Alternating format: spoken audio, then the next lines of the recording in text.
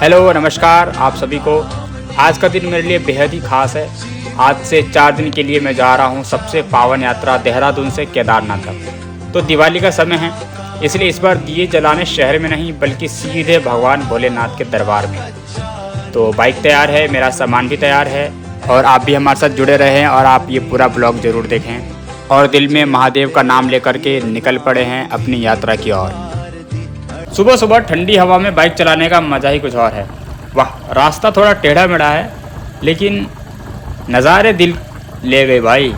आपको पता है मैं बाइक इतने मज़े में क्यों चला रहा हूँ? क्योंकि मेरे एयरबड्स में बज रहे हैं शामें मलंग सी रात सुरंग सी बागी उड़ान पे ही ना जाने क्यों इलाही मेरा जी आए। तो देवप्रयाग, रुद्रप्रयाग, श्रीनगर को पार करके अब मैं पहुंच चुका हूं सोनप्रयाग में। तो आज रात यहां आराम करके सुबह निकल जाएंगे यहां से गौरीकुंड के लिए। तो अब मैं पहुंच चुका हूं गौरीकुंड। तो आप चाहे गौरीकुंड में या सोनप्रयाग में कहीं पे भी एक रात रुक सकते हैं, आराम कर सकते हैं। होटल आपको सस्ते मिल जाएंगे, 800 से 1200 तक मिल जाएंगे। आप तो सोनप्रयाग से थोड़ी ही दूरी पर है गौरीकुंड। यहाँ माँ गौरी का मंदिर है और गर्म पानी का कुंड भी है। थोड़ी देर आराम किया, फिर बैग उठाया और ट्रैकिंग के लिए तैयार। 14 किलोमीटर का सफ़र है और हाँ, सीधे ऊपर दिल में डर है और जोश भी है। तो चलिए अब हम अपनी यात्रा शुरू करते हैं। तो इस जगह से आप खच्चर भी ले जा सकते हैं। खच्चर पे बैठ करके आप पूरा केदारनाथ तक जा सकते हैं और अगर आपकी इच्छा है पैदल चल सकते हैं तो वो और भी अच्छा है, क्योंकि पैदल चलते हुए आप ऐसे खूबसूरत नज़ारों का जो है लुत्फ़ उठा सकते हैं। ये जो नदी हैं ये सीधा केदारनाथ से आ रही हैं। तो अभी सुबह ही है और सुबह सुबह हम लोग चढ़ाई चढ़ने के लिए निकल गए हैं। अभी शुरुआत ही है और शुरुआत में ही देख सकते हैं आप सभी कि कितने सुंदर सुंदर झरने हैं जो यहाँ से दिख रहा है और ऐसी झरने और भी होंगे। आज है 19 अक्टूबर, दिवाली का समय है, इसलिए शायद इतना भीड़ है क्योंकि कपाट बंद होने वाला है। 23 तारीख को जो है कपाट बंद हो जाएगा, शायद इसलिए इतनी भीड़ है। और पता नहीं मंदिर पे कैसा माहौल होगा, अभी तो मुझे कुछ भी नहीं पता। आगे चल के देखते हैं कि किस तरह का माहौल है, वहाँ पे कितनी भीड़ है। ऐसा लग रहा है ये खच्चर मुझे कहना चाहता हो भाई तू भी हमारे साथ चल ले, पैदल क्यों चल रहा है। और ये भाई साहब को देखो, ये पूरा केदारनाथ तक जाएंगे। ओहो, ये सोच रहे ये फिर एक ब्लॉगर आ गया, हट थरी की। तो अभी 1 किलोमीटर भी नहीं हुआ है और मैं थक गया हूँ, इसलिए यहाँ पे बैठा हुआ हूँ। और अच्छा हुआ मैं अपने साथ पानी की बोतल लेकर के आया और ग्लूकोज़ लेकर के आया, क्योंकि अगर आप भी कभी आएंगे तो ये सब चीज़ें ज़रूर अपने साथ रखें। कुछ खाने पीने की चीज़ें, ग्लूकोज़, या जिससे मतलब आपको एनर्जी मिलती रहे, क्योंकि जगह जगह आपको रुकना पड़ेगा, थकान होती रहेगी। लेकिन आपको हिम्मत नहीं हारनी है, क्योंकि जैसे जैसे चढ़ाई चढ़ते हैं ऑक्सीजन लेवल कम होता रहता है, लेकिन हमारी जो एक्साइटमेंट है वो बढ़ती रहती है। ऐसा लगता है कि बस बाबा का जो धाम है वो नज़दीक आने वाला है और उसी जोश से जो है हम चलते रहते हैं।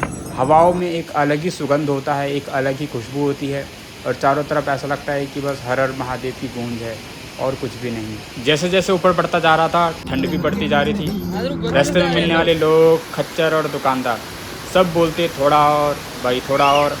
मंदिर पास ही है और वो पास कभी ख़त्म ही नहीं हुई, लेकिन हर कदम पर हर हर महादेव की गूंज ने जो है थकान भुला दी। यहाँ मुझे शिव जी का एक बहुत ही सुंदर गाना याद आ रहा है कि जय काल महाकाल विग्राल शंभु हो या मृत्यु दोनों ही तुम हो, जन्मों जन्मांतर की लड़िया ये कड़िया, हर योनि हर जीवन रखवाल तुम हो। जय काल महाकाल, जय काल महाकाल, जय काल महाकाल। जो हेलीपैड में जा रहे हैं और सामने ही देख रहे हैं पहाड़ जिस पे कुछ बर्फ़ गिरी हुई है और वहाँ पे कुछ बादल भी है जो उससे ऊपर भी है, लेकिन बादल के कारण वो दिख नहीं रहा है। उससे ऊपर और भी बर्फ़ की चोटियाँ हैं वहाँ पे और चारों तरफ आप देख सकते हैं। देख सकते हैं आप लोग यहाँ से कितना सुंदर नज़ारा है, कितना खूबसूरत जगह है ये सच में।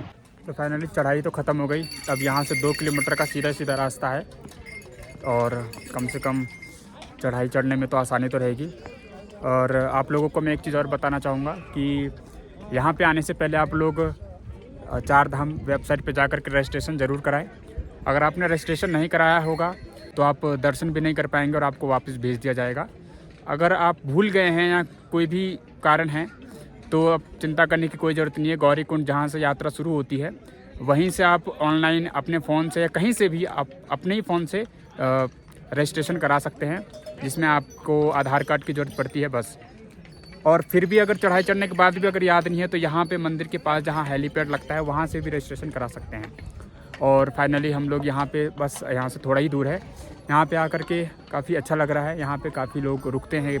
बेस कैंप आप देखते होंगे पीछे काफ़ी कैंप लगा हुआ है। घोड़े खच्चर जो है यहीं तक ही आते हैं, इससे आगे नहीं जाता है, इससे आगे पैदल ही जाने होते हैं। तो मिलते हैं अब आपसे केदारनाथ में मंदिर के पास। तो फाइनली अब हम पहुंच चुके हैं केदारनाथ, और चलिए मैं आपको दिखाऊं केदारनाथ का वो द्वार जिसका हमें बेसब्री से इंतज़ार था, और सामने वो दिख रहा है। और देख करके बहुत ही ज़्यादा सुकून मिल रहा है, दिल को बहुत ठंडक मिल रही है। ऐसा लग रहा है बस अब तक की जितनी भी थकान थी वो उतर सी गई है इस मंदिर को देख करके। सच में बहुत सुंदर है। तो चलिए मैं आपको दिखाता हूँ। जय काल महाकाल विकराल शंभो, जीवन हो या मृत्यु दोनों ही तुम हो। जन्मों जन्मांतर की लड़ियां ये कड़ियां, हर योनि हर जीवन रखवाल तुम हो। जय काल महाकाल, जय काल महाकाल, जय काल महाकाल, जय काल महाकाल।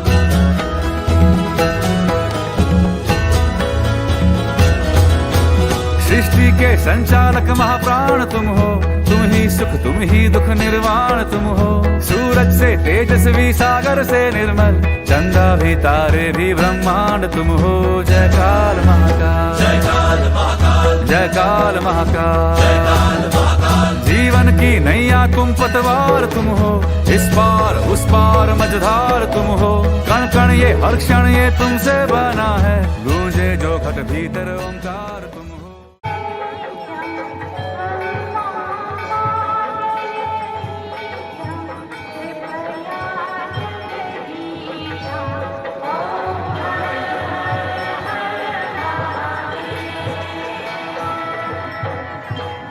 तो देखिए किस तरीके से केदारनाथ में दीपावली का महोत्सव मनाया जा रहा है।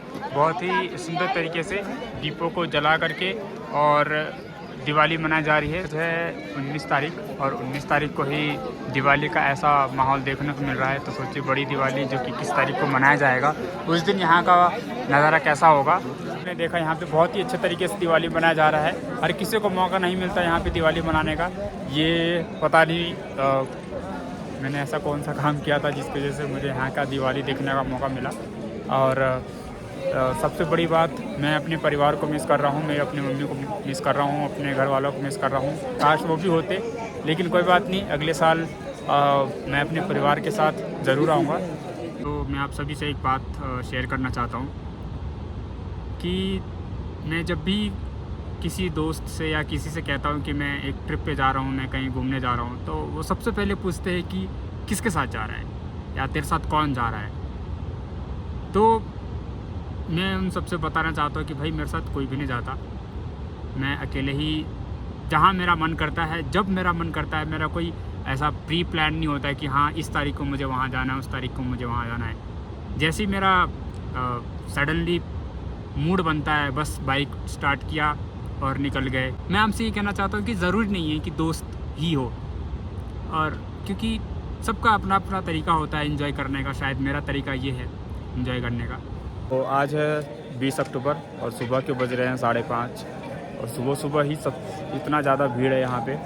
बहुत लंबी लाइन लगी हुई है। सुबह का वक्त है क्योंकि इस टाइम पे शिव जी के दर्शन हो पाते हैं, और बाद में दिन के टाइम, उसके बाद जब उनका दिन के टाइम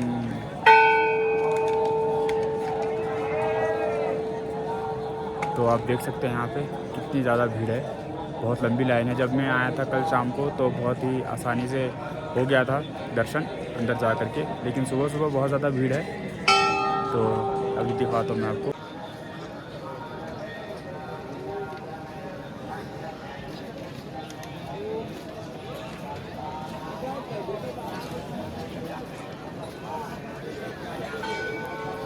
ये देखिए कितनी लंबी लाइन है, बहुत लंबी लाइन है। और ऐसी ही लाइन ये घूम फिर के कई बार राउंड लगा करके तब यहाँ पे इकट्ठा हुई, यानी कि आप मान चलिए बहुत समय बाद आपका नंबर आएगा। अगर आप इस लाइन में लगेंगे तो लगभग 1-2 घंटे लग जाएंगे। तो और पीछे का देखिए, सुबह हो रहा है। सुबह होते ही जो नज़ारा है पीछे ही पर्वत का, जो सफ़ेद चादरों से ढका हुआ है, सच में बहुत ही अलौकिक दृश्य है ये। तो ये वाला है मेरा टेंट जिसमें मैं रुका हुआ हूँ, आप देख सकते हैं।